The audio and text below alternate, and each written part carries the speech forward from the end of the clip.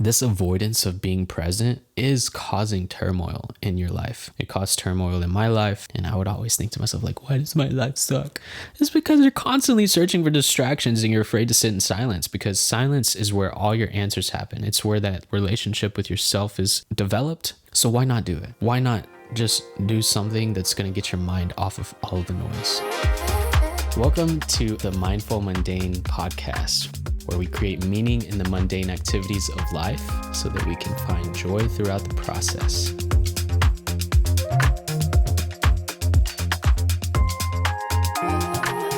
What's going on?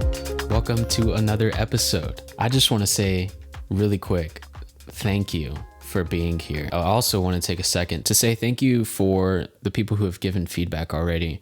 And for those of you who are supporting the podcast, who are enjoying it and finding value from it. It's been so awesome just to hear some of the feedback so far. I just want to let you know that I'm grateful, and I hope we can start this episode today with gratitude and good vibes. There's never a moment when I get positive feedback and I don't feel just overwhelmed with gratitude. It's always good to have that reminder that social media does have its pros. There's a lot of advantages that we have at our fingertips and that we're able to communicate and connect. For me personally, I didn't have necessarily the close group or circle of people that I feel like would have helped me get to the next level. And podcasts really helped me do that. Like, it really gave me that friend, that guidance, that mentor, connecting with another entrepreneur or somebody who's working on self-development or who has been through the thing, whatever it is. It's so beautiful just to know that the power of podcasting can do that. So I just want to say thank you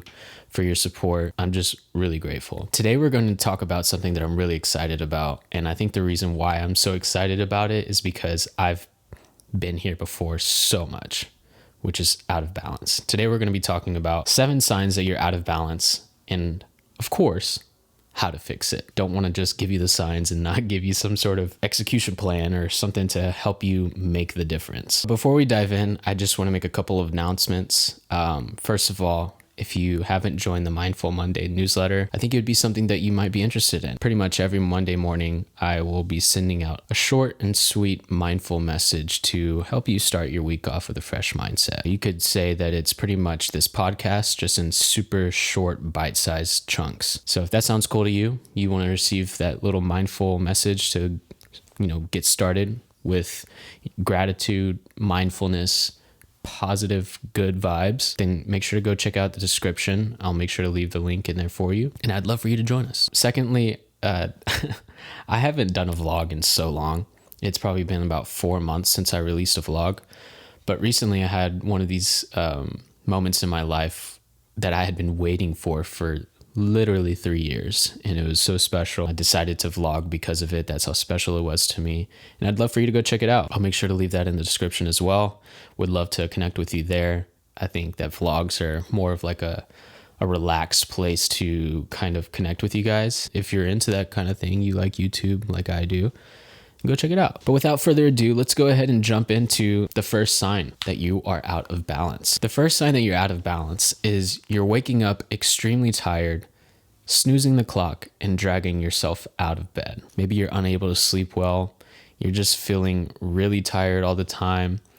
Your relationship with the bed isn't necessarily a healthy one. Maybe you even tend to do things in the bed that don't involve sleep, like scrolling on your phone or watching TV, watching Netflix, distracting yourself with things like that. Or maybe you're waking up in the middle of the night. Recently, I was sort of experiencing this, and I've never had trouble sleeping at night until this year. And it's not something that happens often, but it's something that I noticed that started happening recently. In the middle of the night, what would happen is I would wake up. I'd probably have to go to the restroom or something. I'd go to the restroom, do my business, and then I'd get back in bed, and then I'd just be stuck awake. Like, I would just be literally stuck awake. In those moments, it's so difficult because the more you think about the fact that you can't fall asleep, the more you get frustrated. So it sort of creates this whirlwind of frustration. Like, the more you think about the fact that you can't sleep, the more frustrated you get, which hinders you falling back asleep, which causes you to be more frustrated, which hinders you to go back to sleep. It's like this vicious cycle. It's like, golly, I might as well just not go to sleep. Might as well just get up or something. That's definitely a sign. Also, if you're waking up in the middle of the night or you're falling asleep and you're stressing about what you need to do the next day, or maybe what you didn't do that current day, these are signs that you're not balanced and that something is out of whack, right? We don't know exactly what it is. There's so many categories that it could be, but something's going on. And also, while we're on the topic, if you're not excited about waking up in the morning, if you're not excited about getting to work, or if you're not excited about doing your morning routine, then something's wrong. The second sign that you're out of balance is if you're constantly busy, yet you feel like you're never doing enough. You feel like you're constantly on the move. You're constantly worrying about the next thing to do. You keep doing the same thing, thinking that it will move the needle forward for you. But at the end of the day, you never feel fulfilled. This has happened to me so many times where I've filled out my day with to-dos that felt like I was being productive or felt like it was getting me somewhere. At the end of the day, I would just reflect and think, I'm in the same position that I was last night. Nothing is making progress. I'm making invisible progress in areas that don't necessarily mean anything to me. I think in our culture, in this day and age, I think we are kind of stepping out of it, but we're definitely still attracted as a whole to this hustle culture, to this hamster wheel of hustling, to think that we need to, if we're not sweating our ass off going from the next thing to the next thing, then we're not doing enough, right? We like blindly tell ourselves that if we're not doing as much as we possibly can, physically, emotionally, mentally, if we're not just doing it 110, 120, 1,000%, then we're not doing enough. And I think that this is the quickest way to burn out, first of all. Secondly, why do things that don't fill your cup up? Or why do things that just don't make you happy? Why do things that ultimately at the end of the day, you're not proud of, or you don't feel like you're making progress in, like actual, real progress? If you find yourself being constantly busy and you're just always looking back thinking like, what the fuck? There's no point in that. Why is it easier for us to sometimes think that we can't make time to make space? We cannot make time to reflect. We cannot make time to sit back and think about what we're actually doing with our lives, and instead think that, I need to go, because if I go, it'll increase my chances of getting to where I want to go quicker. When in reality, taking a step back, reflecting, looking at things objectively, and analyzing it with that sort of mindset is going to make more quality, actionable steps to do the next day. If we're constantly stuck in this hamster wheel of the hustle culture, nothing fulfilling is going to come out of that. If you find yourself thinking you need to hustle, grind, I challenge you to just take 30 minutes out of your day tomorrow to just ask yourself, is this really where I'm wanting to go? Like, am I actually happy with how things are going? Because if you're not, then you're out of balance and something just needs to change. The next sign that you're out of balance is you find yourself constantly judging others out of instinct. The other day I was at a place called Randall's, which is just like a, I don't know, to me, I think of it as like an HEB mixed with a Walgreens. Like, it just has the vibe of a Walgreens, but it's also like a grocery store. There's one nearby, and it's our place to go to with like our small, stuff that we forget to order on our big grocery list. We normally go to HEB, but HEB is just a little bit of a drive, and we ain't got time for that. But the other day I was there and I was picking up a couple items, and this guy behind me randomly started a conversation with me while we were in the self-checkout line. And I love talking to people. I love just randomly, like when people randomly talk to me, I'm always there for it. I'm always here to just chat it up about whatever. This guy happened to be a Yankees fan, so he was just going on and on and on about the Yankees, how they were doing. And I'm not really a big baseball fan, so I was just kind of like, oh, okay. But man, this dude was passionate about baseball and was telling me about his whole family history, all while we're in the line, right? But to kickstart this entire conversation, his question was, wonder why that guy has a full bag of tomatoes. And he just says it behind me, like out of nowhere. And I turn around, we make eye contact, so clearly he was talking to me. I don't know if it was clear or not, but maybe he was just talking out loud, seeing if anybody wanted to chat it up with him.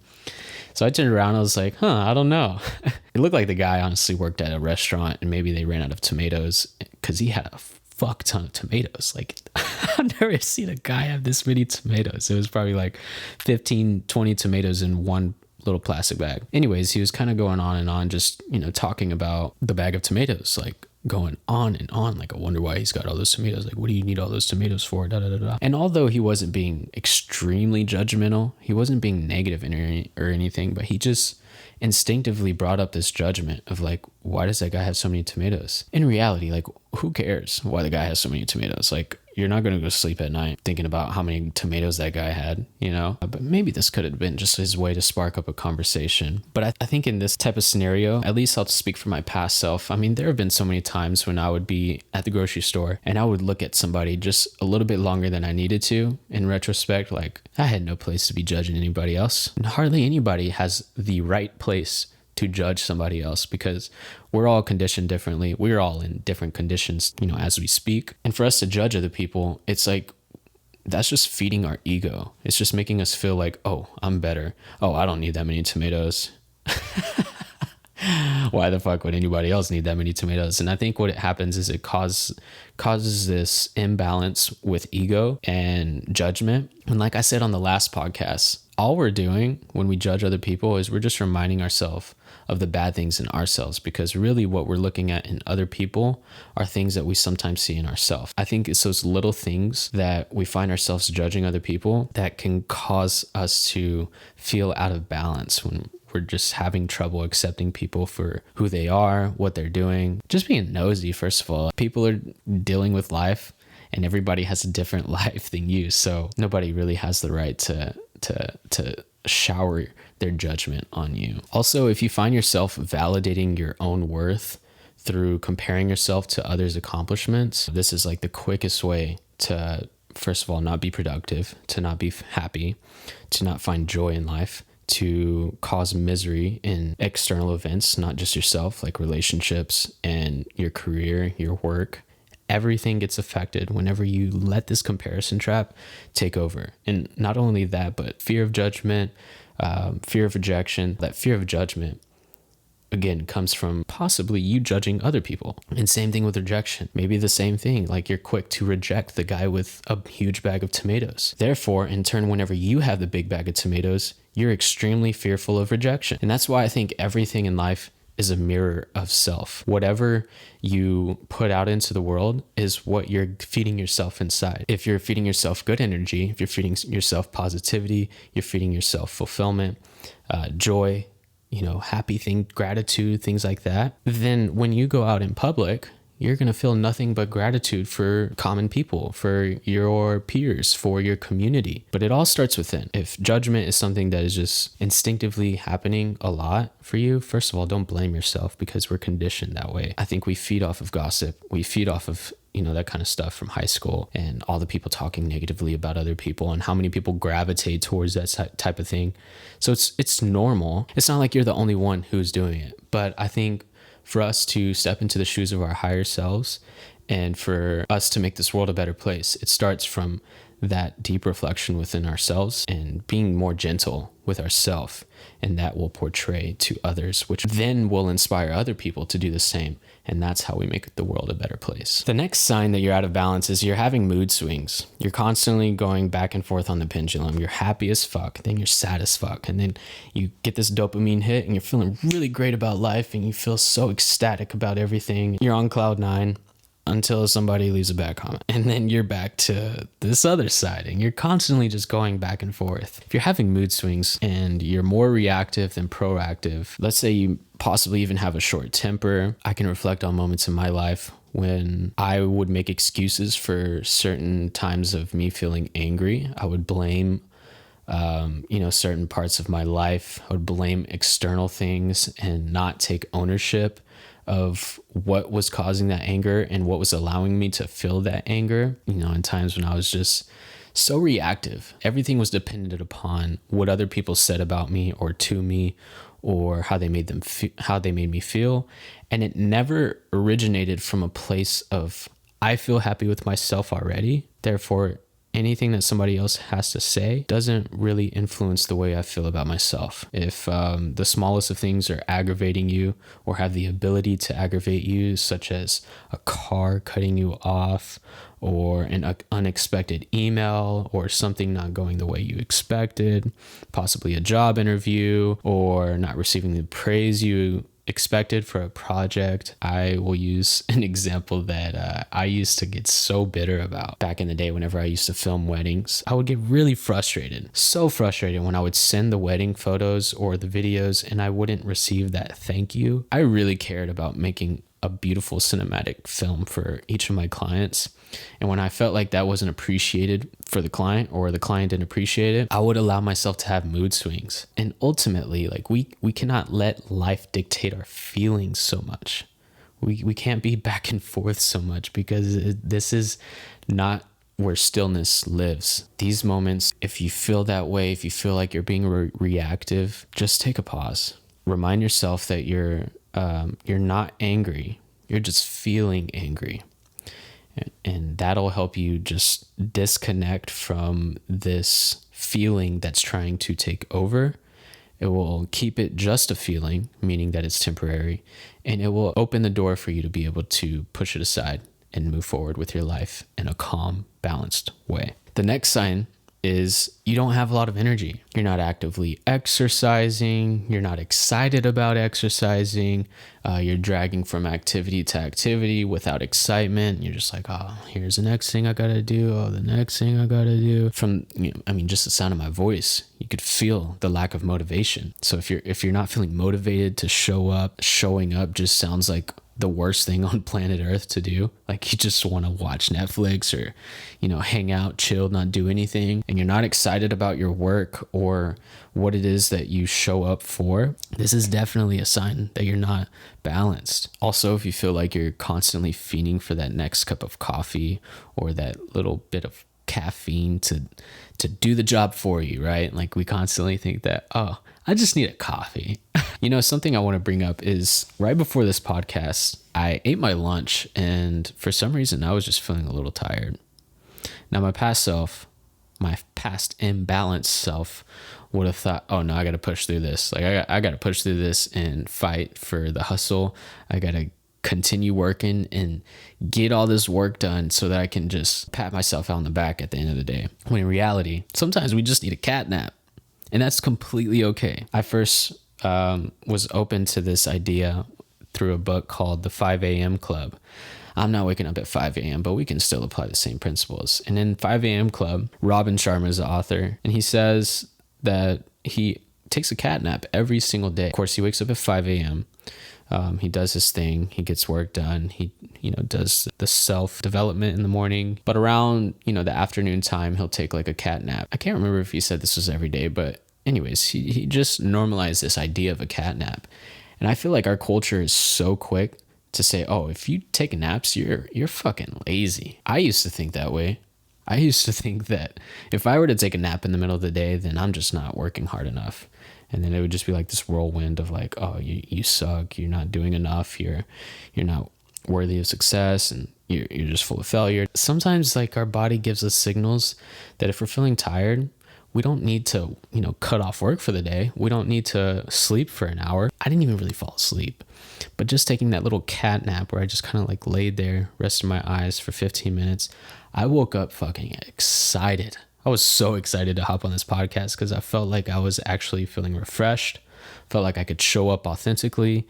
I was in tune with my body, everything. You might think that, like, dude, this kind of goes against your last thing that you just said, which was you don't have enough energy, or you're constantly feeling tired. It's okay. You're human. We're not going to finish this podcast and expect you to be the perfect human on planet Earth. Everything requires balance. So if you're feeling tired, just close your eyes for a little bit. If you got time, if you don't have any calls to jump on, you can do that. You've set yourself up. You've already got some work done in the morning.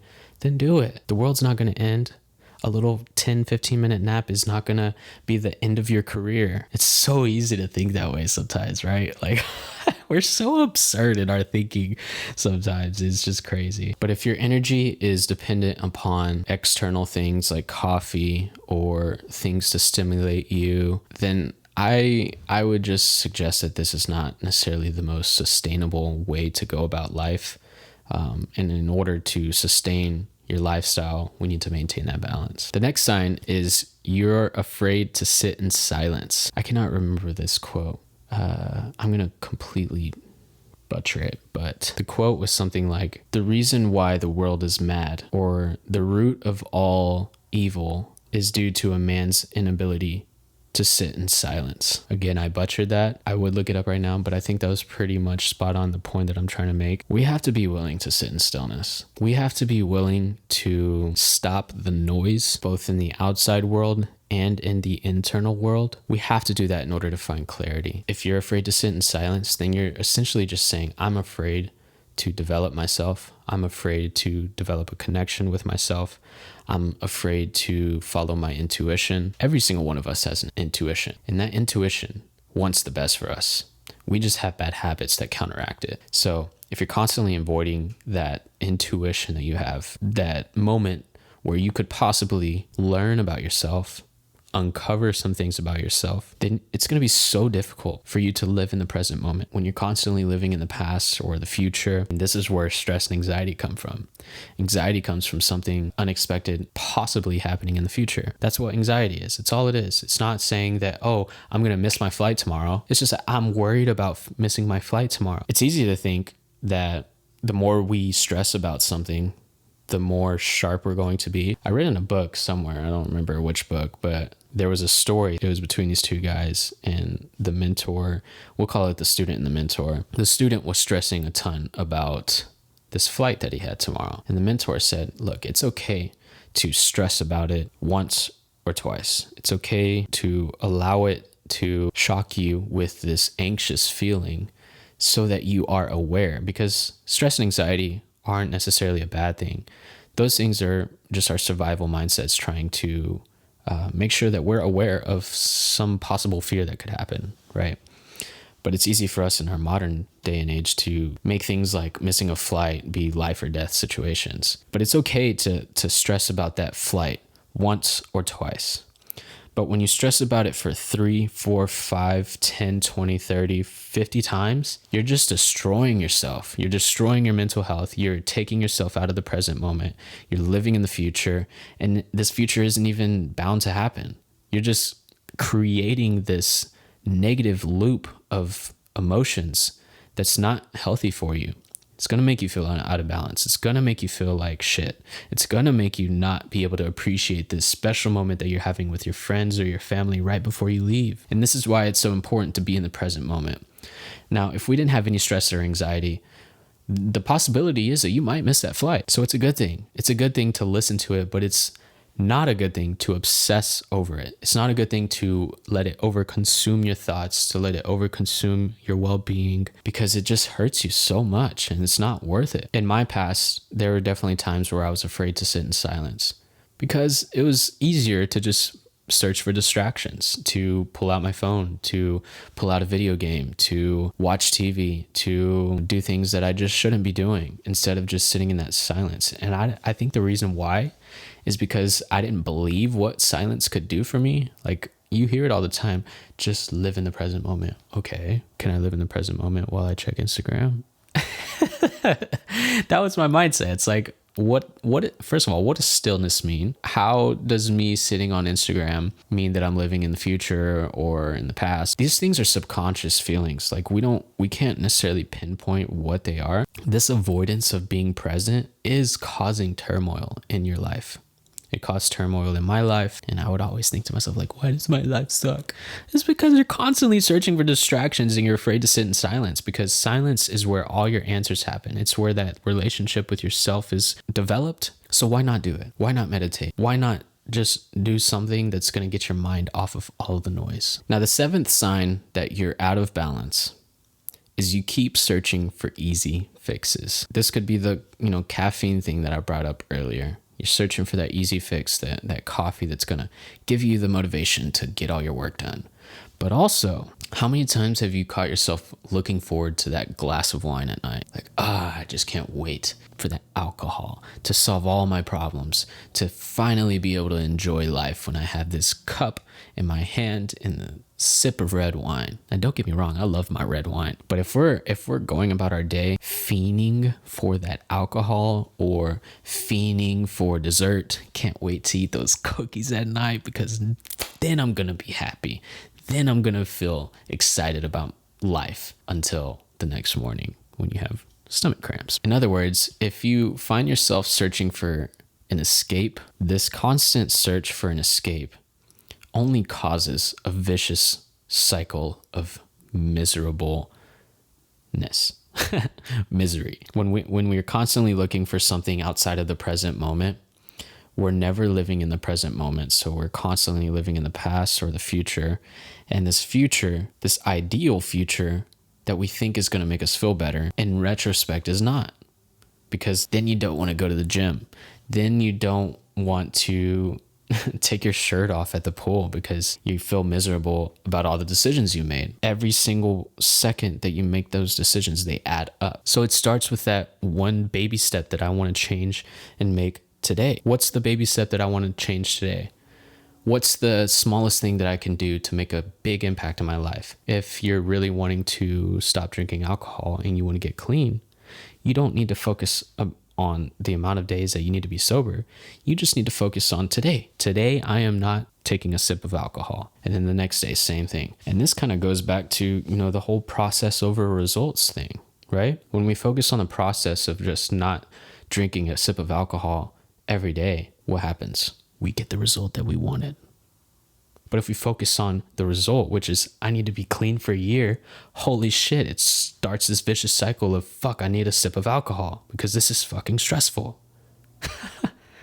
It's crazy. Mentally, we're just lazy people unless it's life or death. And then a lot of times we think things are life or death. So we act as if we are living in scarcity and fear, and the survival mindset just takes its cycle. Another thing is if you keep checking your phone for notifications obsessively, you keep searching for that easy fix, searching for something, that dopamine hit to make you feel better. This is most definitely a sign that you're out of balance.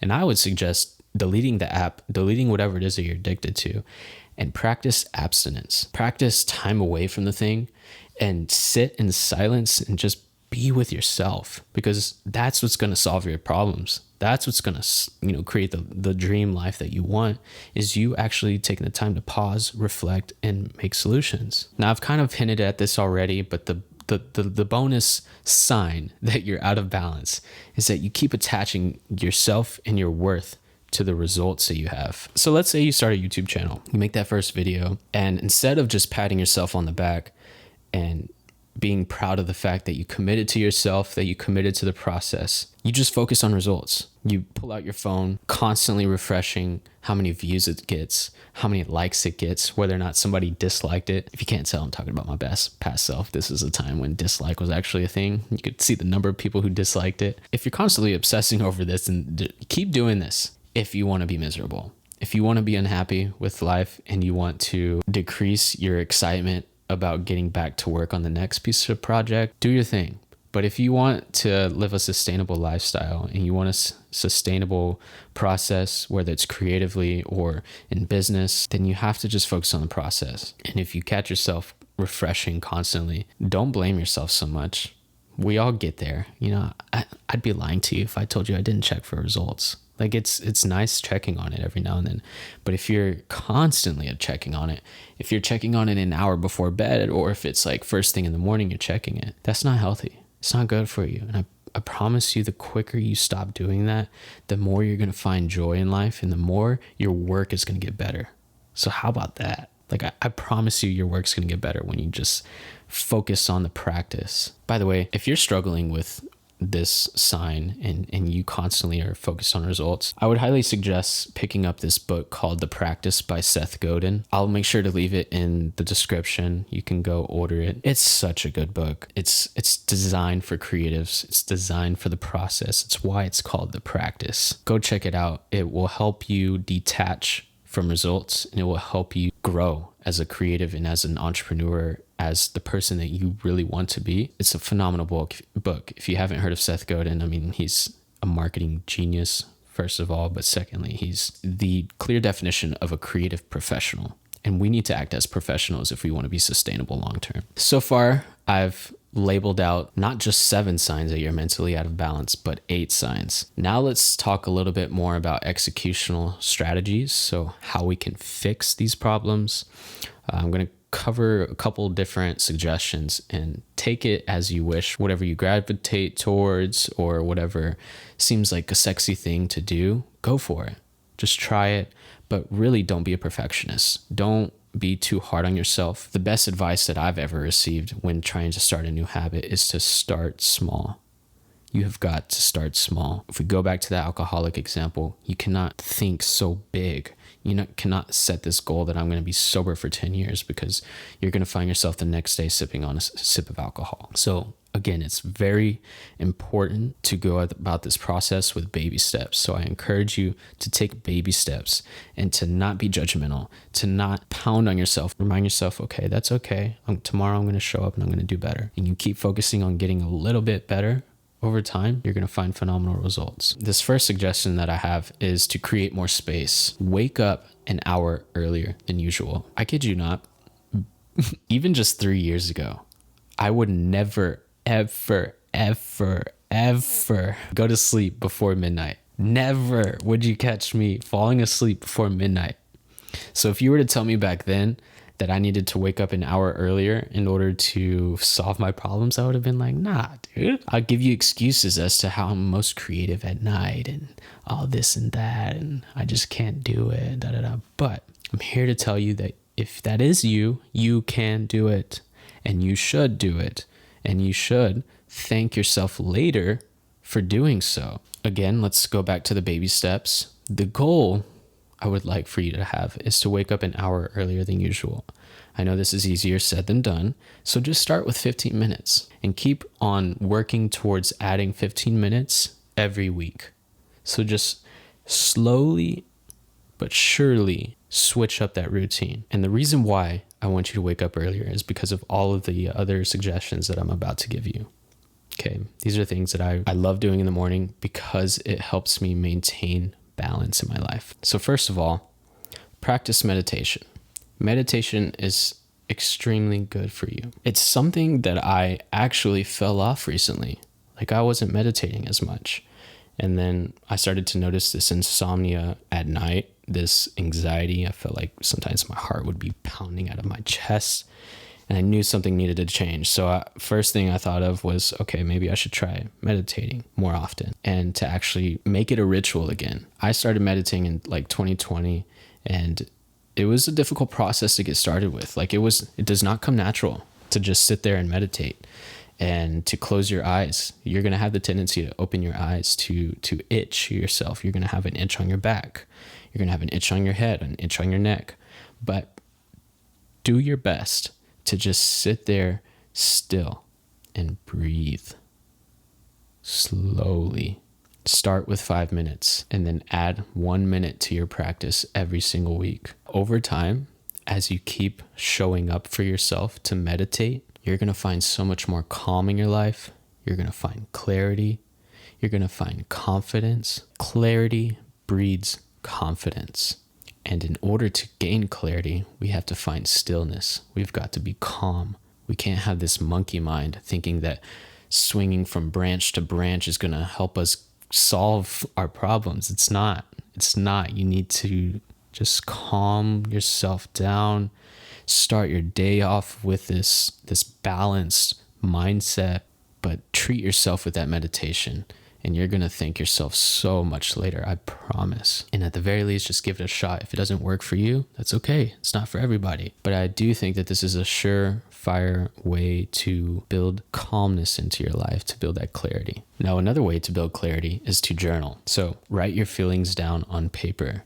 But most of all, do it without judgment. Do not be self-critical. Do not be hard on yourself. Just write down what you're feeling. Treat yourself like a parent would their child. Right? Now, I'm not sure if any of you guys are parents, but let's reflect back to our childhood. Would you rather have the parent who is calm, collected, reminds you to go towards this direction. It's okay for you to mess up here, but just, don't do it again. Go in this direction. And here's why. Let's talk about why you should do this. That calm parent, or would you rather have the parent who's like, you fucked up. You need to not do this shit again. This is why you messed up, and I'm so pissed off at you. You're so dumb. You're an idiot. Which parent would you rather have? Obviously the first one. So the same approach should be taken whenever you're talking to yourself. Let's be honest, when you're writing in a journal, you're talking to yourself. You're just getting your thoughts out on paper, and you're making it less subjective, more objective, because the point of journaling is for you to find clarity and to create solutions. So don't be judgmental. Treat yourself like a parent with their child, a healthy parent, because what happens when we have that parent that's super judgmental, or that parent that's like down our throats? We build resentment, and you can't build resentment, or you shouldn't build resentment through journaling, because that's not gonna inspire you to wake up the next day and journal. So be gentle. It's very important to be gentle with yourself as you do this practice, especially with the negative thoughts. A way for you to be gentle is, if you have a negative thought, try rewording it in a way that's supportive, that's encouraging. So, for example, if you were to write down, I'm terrible at lifting weights, I hate going to the gym. If you were to write those feelings down, try rewording it. So instead say, I'm going to show up consistently no matter what, and eventually I'm going to get stronger. I'm not strong right now, but I'm going to get stronger. It's encouraging, right? It's how you say things. It's not necessarily what you say. It's how you say it. So be gentle with yourself. The next tip is to go on more solo walks. Take a step back, reflect on whether or not you're happy with your day-to-day lifestyle. When you're able to go on walks, you have the ability to connect with nature, to hear the birds chirp, and to just kind of step out of your cloud of stress that you're going through, whatever it may be. So go on more solo walks. It's going to help you raise awareness to certain things that you're not necessarily excited about. Doing more of the thing that doesn't light you up will never get you anywhere. So we have to be able to step outside the box sometimes to reflect and think whether or not this is actually good for me. And also just going on walks, because you're able to connect with nature, it helps you get clear on where it is that you want to go. So go on more solo walks. I think it's really healthy for you. There's never been a time that maybe I'll speak for myself personally, but there's never been a time that I went on a walk and thought to myself, like, I regret going on that walk. There's always been some sort of takeaway, some sort of refreshing mindset, or something healthy that comes out of it. Next tip is to organize your environment in a way that lights you up. If you're looking around your room, let's say it's dirty, it's going to cause you to feel dirty mentally. So organize it, keep it clean, keep it organized as a space that inspires creativity, inspires productivity, inspires you to be successful. Oftentimes, like, we constantly are a reflection of our surroundings. So if you want to clean up what's going up mentally up here, then start with cleaning your environment. Start with cleaning and organizing how everything looks. Buy plants. Plants are amazing for your mental health. Honestly, I didn't believe in that up until this year. I got my first plant, and now I'm like kind of obsessed with it. Like, I love it. Caroline keeps teasing me, just get a plant. Start with a plant and water it, nurture it. It's going to be so symbolic to what you're going through in life. We can always take away lessons from things like that. And not to beat a dead horse, but most importantly, just become obsessed with the process. Detach from results. Detach from the outcome. Just like a new person in the gym should focus more on their form as opposed to how much weight they're lifting, the same goes with you and your endeavors. Be gentle with yourself, be focused, stay committed to the process. This is the only key to growth, is if you focus on the next thing that you want to work on, the process, what did I learn from my experience and how can I apply it to the next project. We cannot let results dictate how we feel, because this will only hinder our ability to show up for ourselves in the future, for the next day, for whenever the next opportunity is to get back to work. Do the things that fulfill you and make you feel a sense of progress. That inspiration is something that we need in order to feel encouraged to continue going. And remember, there are 3 key routes to happiness. The first one is learning, the next one is progressing, and the next one is achieving. These 3 pillars are what inspire you to keep going. So be a lifelong learner. Keep on progressing. Keep on searching for something to find achievement in. Oftentimes, just progressing is enough achievement in and of itself. Because when we're growing, how can we be upset about that? We're learning about ourselves in the process, right? So focus on those three things, and that's the quickest way to start feeling happy again about life. It doesn't come from inaction or sitting in disbelief. So keep on filling your cup up and allow others to receive that overflow. Here's a quote that I want to end this on to wrap this up. If you ruminate on sadness and negativity, it will reinforce a sense of sadness and negativity. But if you cultivate compassion, joy, and inner freedom, then you build up a kind of resilience, and you can face life with confidence. We train our brains. In the end, it is your mind that translates the outside world into happiness or misery. This quote was by a man named Matthew Ricard, and he's also known as the happiest man in the world. So remind yourself that the more you sit in that negativity and you dwell on it, the more you're just allowing the cycle to repeat itself. So fill yourself with the things that make you feel compassion, joy, gratitude, calmness, balanced, peaceful, solitude, stillness. These are all things that are extremely healthy for you and will help you get to where you want to go. Stillness is not going to hinder your ability to make progress. It's only going to enhance your ability to make progress, because you're going to be able to take 2 steps instead of 1 step at a time. And you're going to be so much more thankful that you did that. If you're struggling with any of these things that we've talked about today, and you feel like your life is just completely out of balance and you need some help, then feel free to go to the description below and book a no strings attached call with me. Completely free, 15 minutes. Let's just hop on, talk about what you're going through, and then I can just briefly share with you how I could possibly help, and we can move forward from there if need be. If not, then at least you get somebody to, talk about what you're going through with. And I think it's so important to share what you're going through with people, because we shouldn't do this alone. I used to think that we should do this alone, that I should do this alone, and that I can figure it all out by myself. But really, we just need to talk. We need to talk to other people about what we're going through. And maybe that's your journal. Maybe that's enough for you. But really, I think the most important part is to just express those thoughts and not keep it bottled in. So again, the link is down below if you want to book a call with me, no strings attached. At the very least, I just want you to realize your potential so that you can start living the life that you truly want to live. Thank you so much for listening. This was a long podcast. Definitely wasn't expecting to go this long, but I hope you enjoyed it. Don't forget to check out Mindful Monday, the newsletter, if you'd like to receive a nice, sweet little reminder every Monday morning. Cheers. Thank you so much again for being here and your support, and I'll see you in the next episode.